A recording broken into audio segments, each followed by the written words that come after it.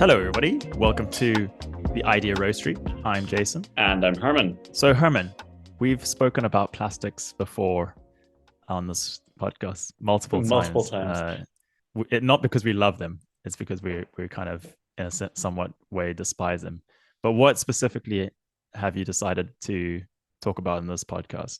Why are we talking about them again? Well, I want to clarify that I actually do not hate plastics. I want everyone to know that I am pro-plastic. The characteristic that makes plastic bad for the environment is what makes plastic so useful. It's just like a very robust, and the word plastic means that it can be like shaped into many different forms. We can do so many things with plastic. We can make nice, rigid, hard plastics for suitcases and dashboards on cars. We can make styrofoam to hold your Yeah. avocados. We can make cellophane wrapping, etc., etc.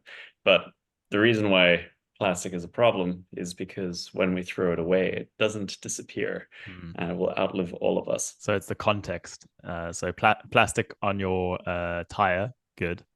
Plastic tire in the river, bad. Exactly, exactly. It's Yeah. like we need the plastics to be in the places where they are currently being used, and then Yes. we want them to disappear when they are unused. Yes. So what you're saying is that you want them to disappear. So when I throw my trash into that sort of more clear looking bag, and then I put it into the recycling bin, and that gets taken away, that's all been recycled. Am I right? Well, that would be nice, wouldn't it? It would be really Yeah. nice if, and it's an idealistic way of thinking where you take the unused plastic, you put it into your recycling bin, and then the next time you take a water bottle out of the refrigerator, Mm. there's a chance that it might be, your old water bottles plastic that's been reused. But the actual fact of the matter is that plastic is notoriously difficult to recycle. I'd say that it has never been economically viable, and that's kind of a lie that has been told to us by companies that utilize a lot of disposable plastics. Let's assume for a second, and this is incorrect what I'm about to say, but let's just assume for a second you could take a bottle and then put it into a machine, and then it turns it back into virgin plastics, and then out comes a perfectly new bottle, right? A perfect recycling process. Even if that were the case, even if that were doable, which it isn't, the collection, transportation, sorting of those plastics, and the cleaning of those plastics are just so labor and energy intensive that by the time you recycle that bottle, it just makes economically more sense to use virgin plastics. So the virgin plastics are much cheaper. They're much cheaper, and depending on the case, they are less energy intensive.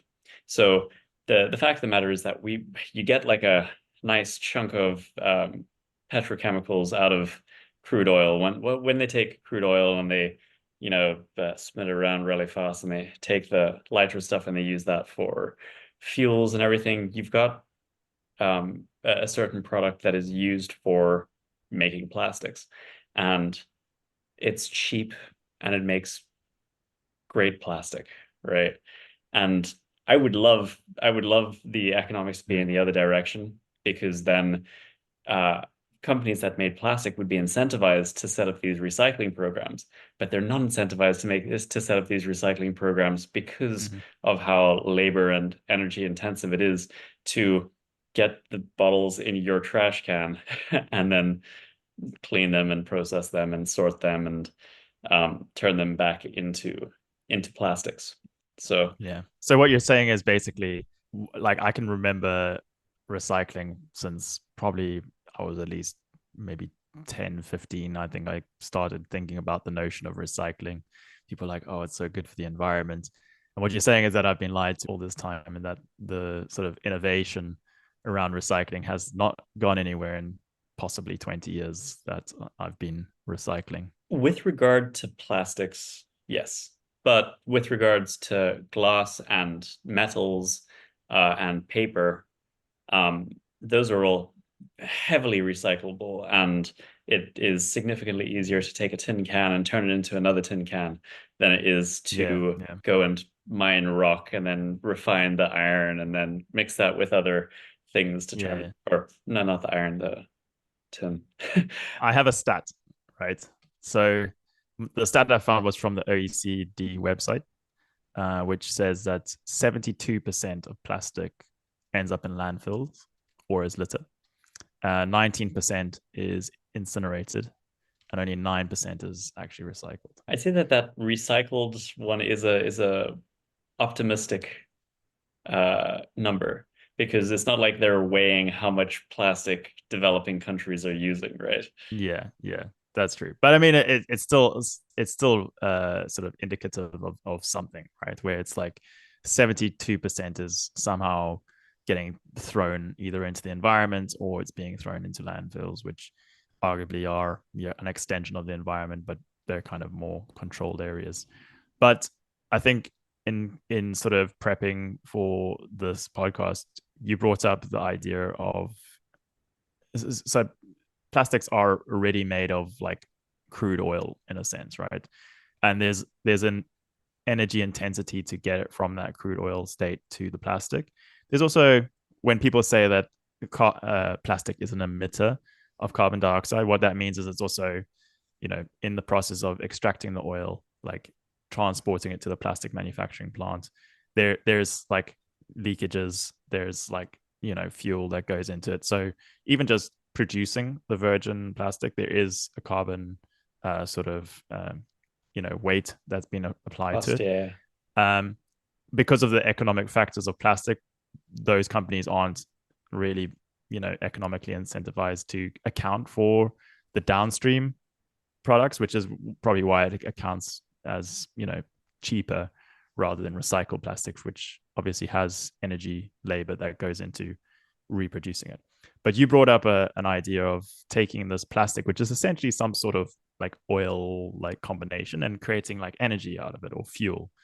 Um, what is the process that you were thinking of? So this is it's known as waste to energy, and it is a old Mm. technology, right? It's, in a nutshell, it's just burning your trash and then using the heat generated to spin a turbine, or capturing heat in other ways. It could be used to heat up municipal hot water, which I hear is a thing in those northern climes, but not necessarily where Mm-hmm. I'm from.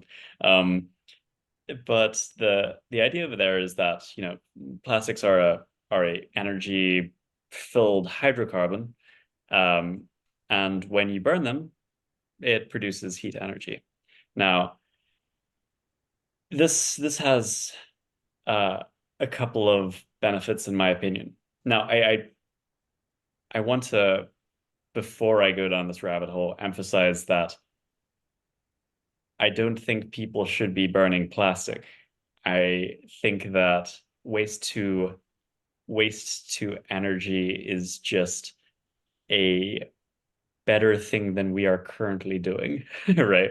So the worst case Yeah. scenario is that, plastics end up in the oceans and in the environment, and they break down and they turn into microplastics and all that. The best case scenario outside of waste to energy is that the plastics are recycled once or twice, right? But that's another thing with recycling, is that it doesn't keep it out of the landfill in perpetuity. It keeps it out of the landfill once, maybe twice. And then in the landfill, it breaks down over the next however many 100 years, and it releases the fossil carbon as methane, because that's what hydrocarbons do, is they break down as they release methane. So the idea over here is that when you burn waste, it removes that plastic waste from the environment, right? So instead of having a whole bunch of uh, plastic bottles and stuff, you burn all of that. All of these plastic bottles and everything, are uh, contaminated with food particles and other things that make them very, very difficult to recycle. What's another neat thing about this process is that you can then collect all the ferrous metals from this waste. So you've just got like a whole bunch of waste, right? Let's call it non-recyclable waste. This can be essentially everything that you don't put in the recycle bin plus plastic. So is this the waste before it's burned, or like is it the post burn like This char? is post burn. So yeah. So once you just like run some magnets through it Yeah, and yeah. you Okay. collect all the ferrous metals from it. So in a way you are because people don't sort their waste their trash properly. That's another problem with recycling is that if everyone recycled perfectly, maybe it would be economically viable. But people are lazy. And I've come to accept the fact that we're not going to get people to not be lazy. Right? Yeah. Well, okay. Wait. So first of all, let's take a step back. So let's talk about so you've got the char, you extract metals from it, and then what happens to the char? Is it then usable as like a next process, or is it?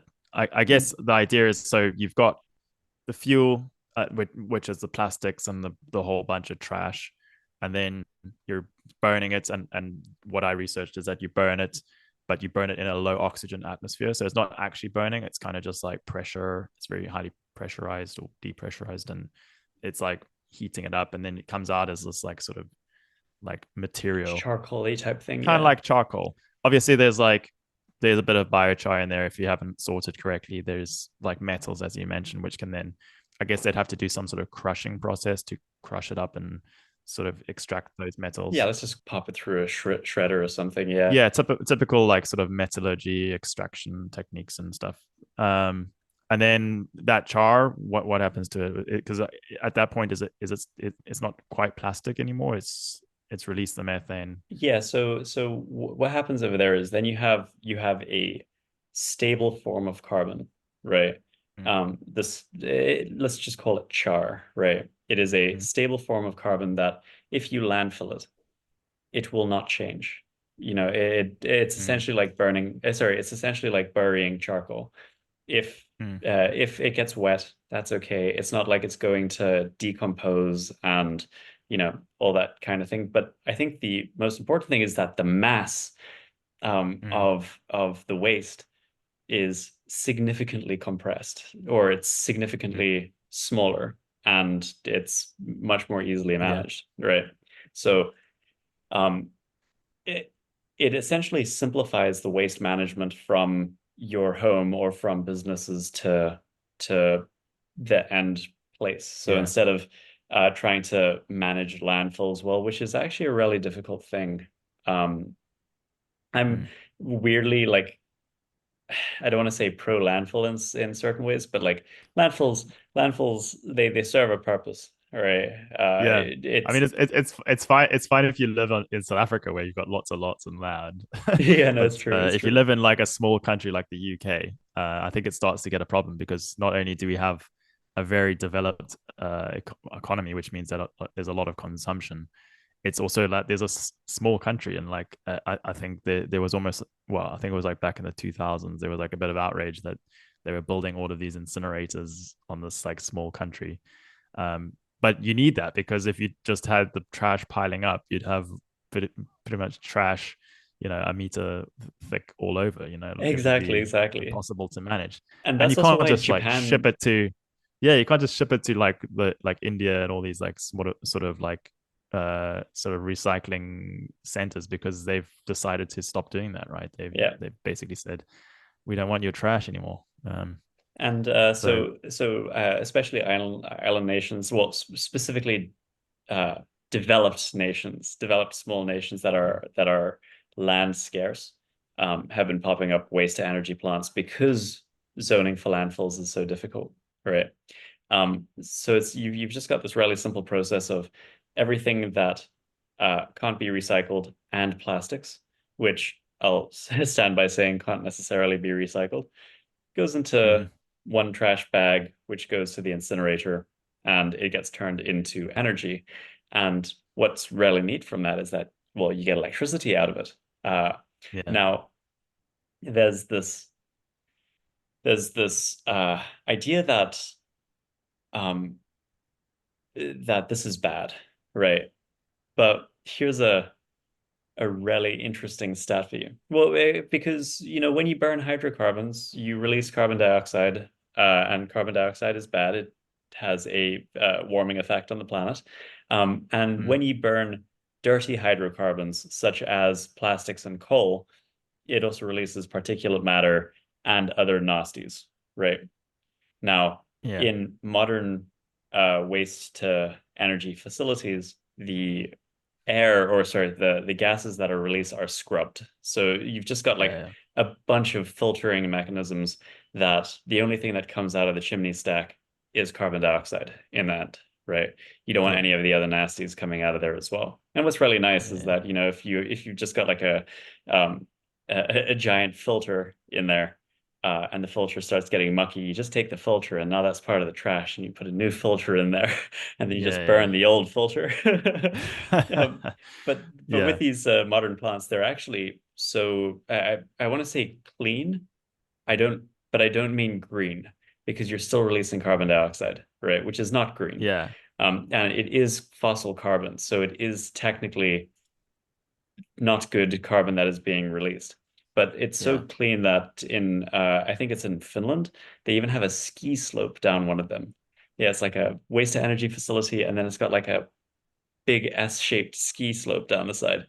Um, so you can go and do Mm. that. So there's two outputs there that you mentioned. So the first is the char, right? And that can either go into the landfill, or there's actually I've seen a few pieces of a few articles and stuff online where that char can actually be used in as feedstocks for other processes, right? So like similar to like biochar being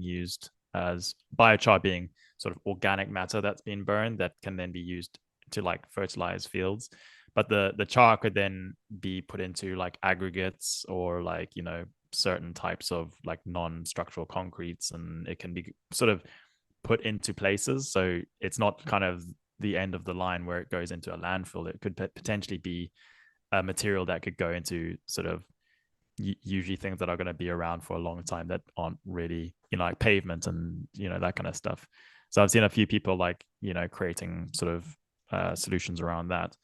And the other one is CO2, which I saw there's a couple of articles about people being able to sequester CO2 into concrete, for instance. So like you if you think of like a fizzy water, it's just like you put CO2 into the water, you can sort of make a fizzy concrete, and it still has certain structural properties. So there's like Interesting. So it's like a porous yeah, concrete. exactly. But so like the CO2 gets baked into the concrete. So when you're building a building, like that's going to be around for like 20, 40, maybe 100 years.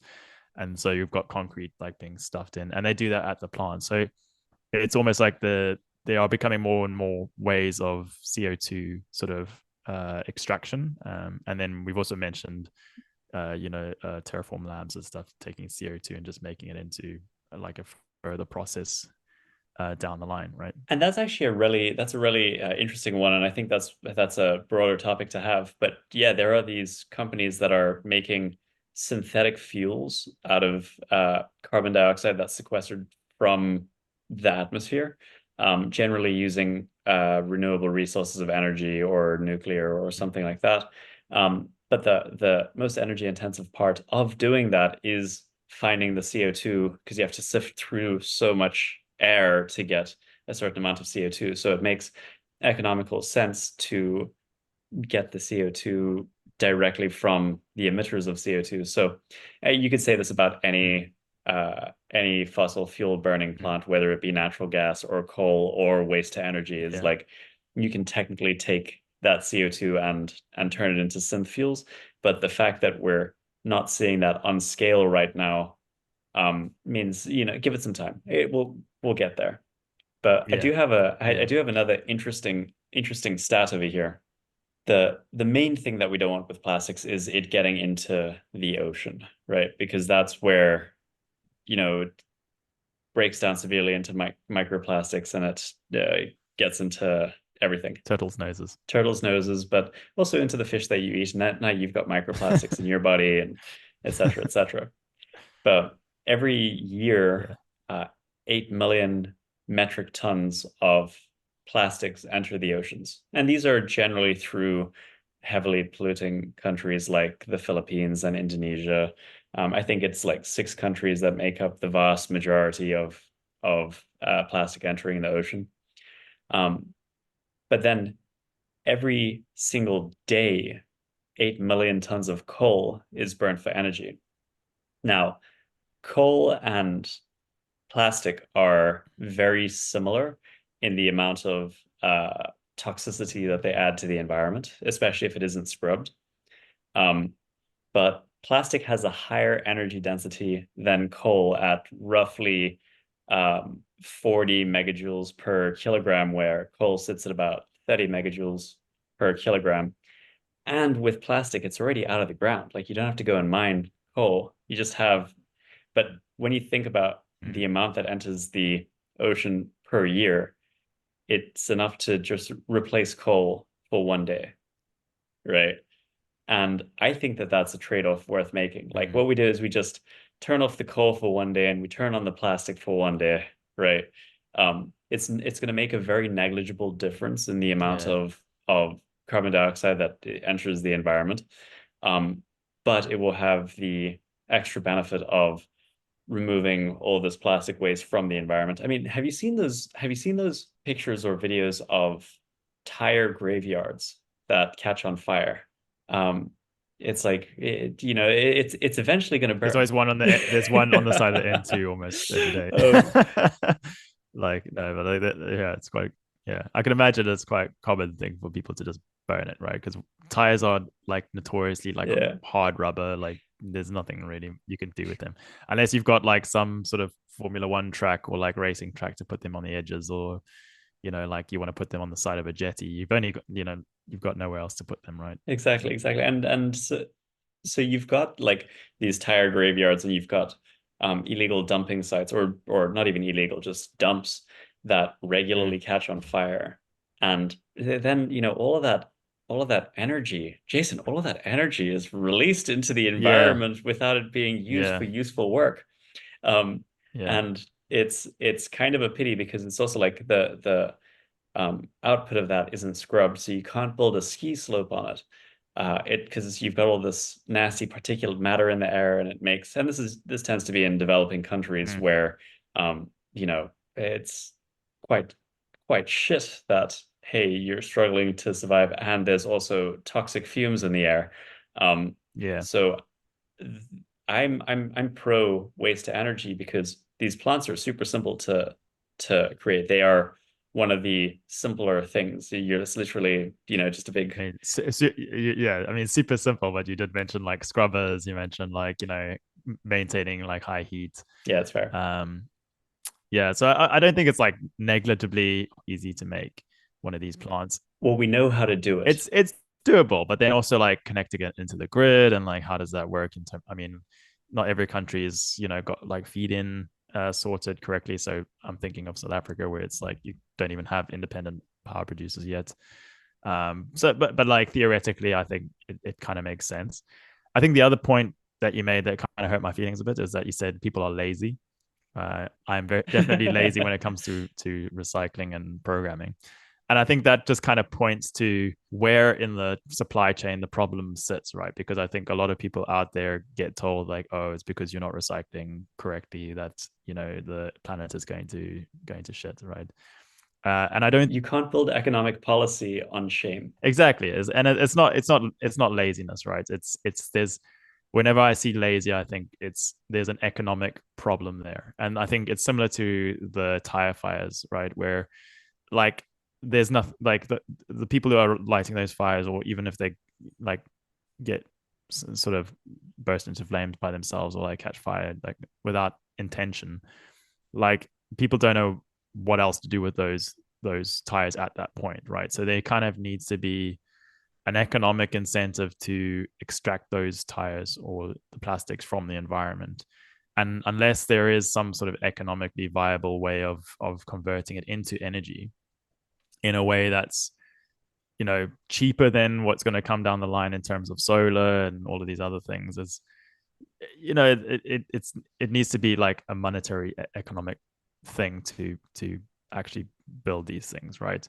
And I think Exactly. that is also the expense is both in the energy. They I mean, we talked mostly about just burning plastics and fuels, but there are sort more chemical processes where you kind of just heat it up, and then you get like these sort of oil byproducts and lubricant stuff.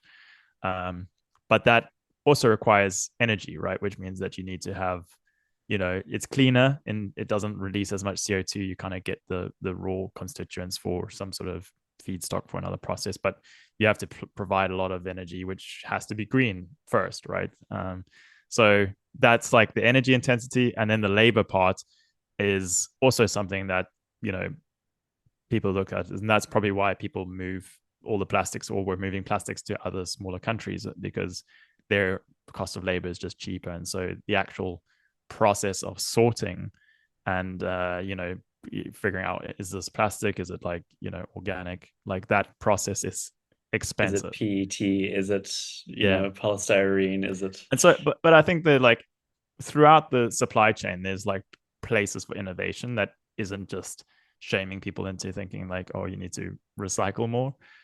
I think like recycling centers is one thing. Like I know I saw one in Sweden, I think it was. It's called Site Zero, and it's like this huge sort of fully automated kind of processing plant, and I think they can do 42 tons per hour of plastic sorting and pack, like sort of recycling. I don't think they do the full recycling process, but at least the sorting. And I think through my researching in my travels through the internet, I don't think it's like commonplace that you have like fully autonomous sorting centers either. And I want to point out that Sweden is not the problem when it comes to plastic entering the environment. yes, So that's all well and good for Sweden, but can we get a thing like that up in the Philippines? that's true. But also, it's if you look at a longer term, it could, if you make an economic incentive for it, where like Sweden becomes like the recycling big daddy of the world, or at least Mecca. maybe that's the first one, and then I guess that they could export that technology to other countries, right? You got to like build it first. But like if you are the Philippines and you have like the world's most advanced recycling sorting plants, you're going to be economically incentivized to like extract plastics from the world and create energy from that, right? Or fuel or whatever it is that you're creating as a byproduct. And so that could like make an economic sense from those businesses, right? Um, Yeah. and so yeah, I think there's like the sorting process, the conversion process. I think there's a lot of sort of technology that needs to be developed and improved to get to like a really clean system. But yeah, I don't think it's like pointing to people's laziness is a. I mean, yeah, you got to do your part, like especially with organics and stuff. If you have like a garden, like rather just do that. Like there are certain things that you can do on the more organic side, but yeah, I think sorting is still like a big challenge to solve. There's also a very good case to be made, and we are starting to see this in more developed countries, and especially in like hippie shops, where we use organic materials for packaging. The Yeah. fact of the matter is that, something wrapped in cellophane is going to last a lot longer than something that's wrapped in waxed paper. But if you can wrap something, if something doesn't need to last for, 10 years, uh, hey, let's wrap it in wax paper, right? It just needs to Mm. last until next week. You don't need to wrap your, like a good example is a peanut butter and jam sandwich for lunch. You don't need to wrap that in Mm. cellophane, right? Mm. Um, yeah, we're seeing a rise of cardboard food containers. Like if you get two avocados at the grocery store, they could have previously come in a polystyrene tray, and now you might see them in a cardboard box. Um, Mm. and we're also starting to see some companies experiment with let's call them um, ecoplastics, where they're not actually plastic based. They're not actually made out of these polymers, but they're instead made out of mycelium or cellulose or something like that. Hmm. Although I think on the cellophane thing, I think cellophane is like this. I don't know if it's all of them, but there's like a lot of them is actually biodegradable because it's supposed to be made out of cellulose, right? Um, so, but like I also saw there's like a company in France doing um, enzymatic plastics. So they basically inject an enzyme. So similar to like I guess some processes that would biodegrade, they're just increasing the speed of the degradation using enzymes and patented technologies. But yeah, like so reducing the plastic in products like like I guess plastic toys and stuff, and single use plastic, like we don't need to have all of that stuff. But even when there is plastics that need to be used for certain things, because cleanliness, and you don't if you're buying half a watermelon, you don't want to have like the watermelon like opened Yeah, to like yeah, the world, yeah. right? So you need to have something to keep that nasty stuff away. Yeah, again, So plastics are very, very useful for those sorts of things, but there yeah, are alternatives. And I think that uh, making an effort on a legislative level to try and reduce the reliance on it for everything where it's not completely necessary. But if you take a walk around pretty much anywhere in Southeast Asia, um, you'll see that the vast, vast majority of the trash that's on the side of the roads and on the beaches and stuff are like crisp packets and candy bar wrappers and uh, water bottles and things like that, where there isn't a very good alternative to it mm, yet, right? We don't really have um, a non-plastic alternative for crisp packets that will keep crisps as fresh for as long on yeah. the shelf. That yeah. But then I think maybe getting into closing up, I think one of the like we always talk about like the economics of like challenges, like you need to have some sort of economics driving the solution. And I think one of the maybe the challenges from a sort of legislative kind of economic problem is that those companies producing the crisp packets, they don't have necessarily a requirement to follow the whole lineage of that packet. And I think if you look at things like circular economies, or looking at improving like the environmental aspects of a business, I think those are important changes, although they do introduce costs to the end consumer that are going to result in people being upset that their crisps are now like 20 cents more expensive. But if the crisp producer, or Coca-Cola or whoever's creating the plastics, is required by law to actually make sure that they're extracting that packet at the end of the day and it's not going into a landfill, or they have some sort of investment into the recycling process, then I think it's going to, make the price more respective of all of those different aspects. And it's not going to be just, oh, we're just getting the cheapest plastic we can find. We're putting our crisp into it. The person buys it, and then we don't really think about it after that. That's like another company or a small startup's problem to try and recycle it. I think those kind of incentives are important, because that's going to mean um, there's a reduction in plastic, just because people are like, well, this is too expensive, and so there's going to be a move to have alternatives. Well, now if you're burning waste, you might be able to put up a positive reinforcement instead of a negative reinforcement incentive by saying we'll pay you for your trash because we can turn it into Yeah, useful work. We can turn it into electricity. yeah. But then there's also like there's an incentive that people are like, oh well, then we'll just continue to like produce plastic because it's like it's being used at the end of the day. So Yeah. you need to have like, so your recycling plant would need to extract more plastic than what your uh producer of crisps can provide, right? Because else Yeah. it's Yeah. gonna Yeah. end up being like just like this inflationary sort of bubble in the middle. No, you're completely right. I think it's as with most of these questions, it's we need to do a little bit of everything if Multi-pronged. we're to Yeah, yeah, yeah. if we're to, not fuck up the planet. Indeed.